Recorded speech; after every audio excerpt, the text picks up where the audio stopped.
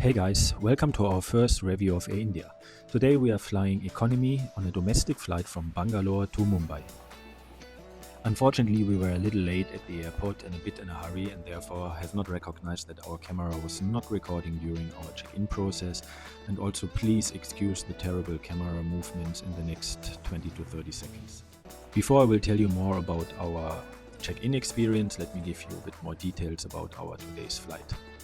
It is a one-way booking which we did via the Air India website. We paid 77 euros per person, including 25 kilograms of baggage per person. We could leverage our Star Alliance Gold and Silver status, and the booking class of our ticket was T. Unfortunately, and I was not checking that beforehand, booking class T is not eligible to collect any miles with Lufthansa. That was a bit of a surprise for me. We had a couple of Air India flights during our stay, and none of them were eligible to collect any miles. Additionally, we were also not able to use the priority lane for security here, so we were sent back to the regular line. So the Star Alliance Gold status does not give you any extras here if you fly economy, unfortunately. But at least our Star Alliance Gold status allowed us to use the business class check-in, which was very efficient, and within 2 to 3 minutes our check-in was done. Nevertheless, please keep in mind that in India there are extra checks before entering the airport. Please have your boarding pass or your ticket available and plan some extra time for that. Security was also here in Bangalore extremely fast. Nevertheless, a very frustrating journey started here for me. I am a smoker, shame on me, and I'm smoking electric cigarettes, which is a problem in India. If you are interested in that, please stay with us until the end of the video. I will give you a bit more information about that. We were positively surprised by the modern state-of-the-art domestic terminal here in Bangalore. Please keep in mind it could be a bit of walking from security to your gate or from the lounge to the gate, so plan some extra time for that.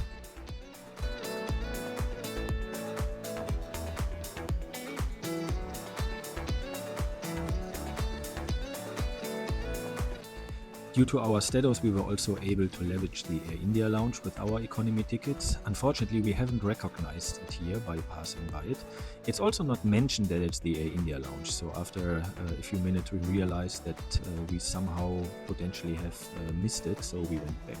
The lounge is upstairs, you can take the stairs or the elevator up to it, and let's see how it looks like.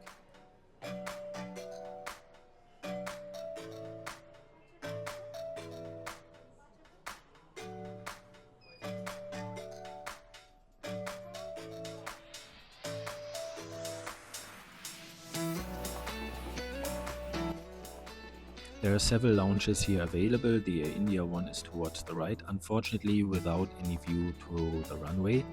But yeah, first let's check in at the counter.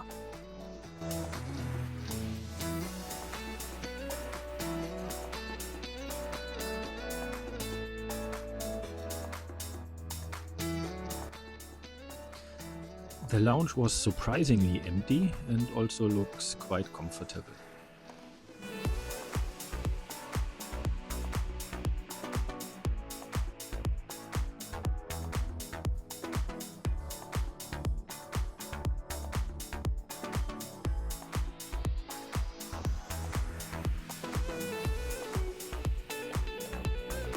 There's a small area with finger food and other snacks. The main dishes can be ordered directly from a menu and will be served directly to your table.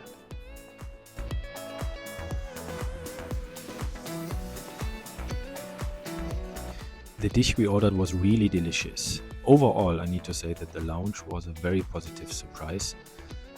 Compared to what we are used to in Europe, and especially as a Lufthansa customer, it's nice to see that there are still lounges in the world which are not overcrowded, and you have a wide selection of food, so you can really relax before your flight here and have a decent meal.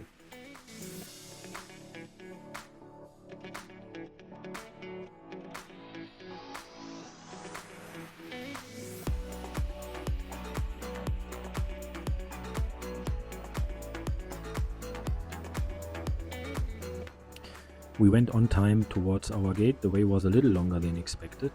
Nevertheless, it was not an issue because, no surprise, boarding started around 45 minutes later than planned. The boarding process itself was quite organized. They strictly followed the boarding groups, and everything went very well and structured here.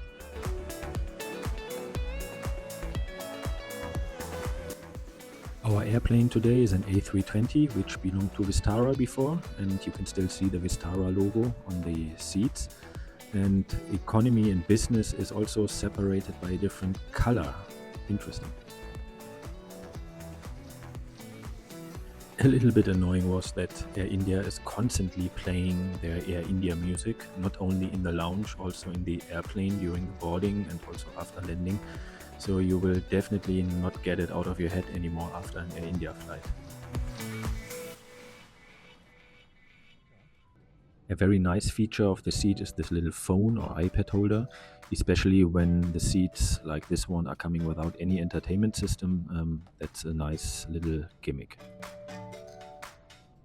Besides that, the seat is also providing a USB slot, of course a table, and in general I would say not existing legroom, especially for someone with my body size of 1.90 m.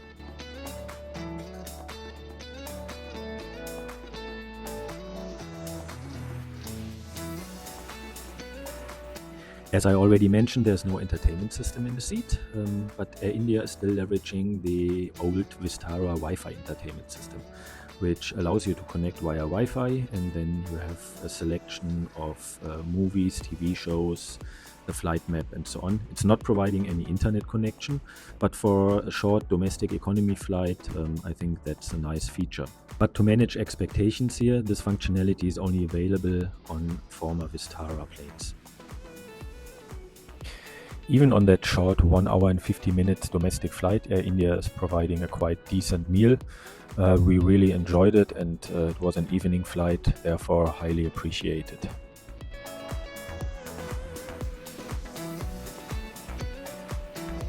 So that's also the end of our flight, and it's time for a rating and a summary. Overall, I can already say we were positively surprised by Air India. The hard product was quite solid, especially considering the price of just around 70 euros per person. The plane was modern, it had a Wi-Fi entertainment system and also USB ports available, so nothing to complain about. Also the lounge was really nice, not overcrowded, on a very high level.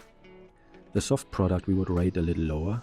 The crew during the flight, as well as also the staff in the lounge, was not overly friendly and accommodating.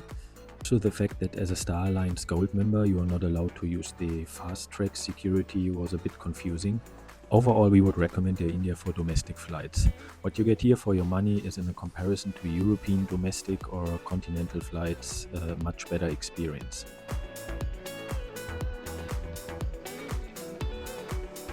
So now, towards the end, let me quickly summarize the electronic cigarette story from the beginning. India has banned electronic cigarettes like vapes and tobacco heating like IQOS, and that's also the case in many other Asian countries. Singapore, Vietnam lately, also Thailand and so on have also banned these kind of smoking devices. And to be clear, I don't want to encourage anyone to break local laws. Nevertheless, my experience in these Asian countries is that you cannot buy these devices there, but no one really cares if you bring it as a tourist and use it, but not too much in public. You will normally not be fined, or anyone cares really about. In India, that's a different story, because here the airport security on international and on domestic flights is really searching for it, and if they find anything, they will take it away from you. That can even happen to you when you are just transiting in India and not even entering the country, because you need to go through an additional security control while transiting. I was quite frustrated when they took my 2 IQOS devices away, and I also don't get the logic behind that approach, and what is the purpose of taking away these devices from tourists who are even leaving the country in some cases.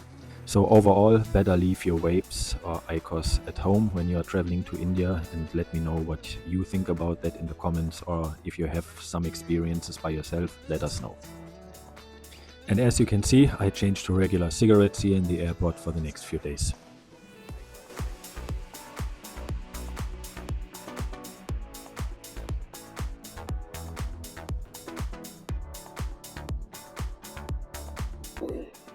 Exploring the world 1 mile at a time. Like, comment, and subscribe for more adventures with Miles and Marriage. Tschüss!